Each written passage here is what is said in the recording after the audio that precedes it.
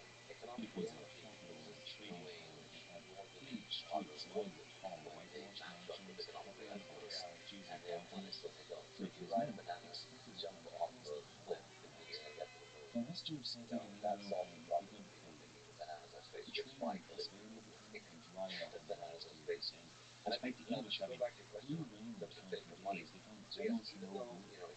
So, in frustration, Francis Drake ordered captives taken into town, and he attempted to ransom the city for a full $1,000,000 ducats. When the sheriff of the region countered that so much money simply did not exist in his jurisdiction, Drake began to burn the town down, one building at a time.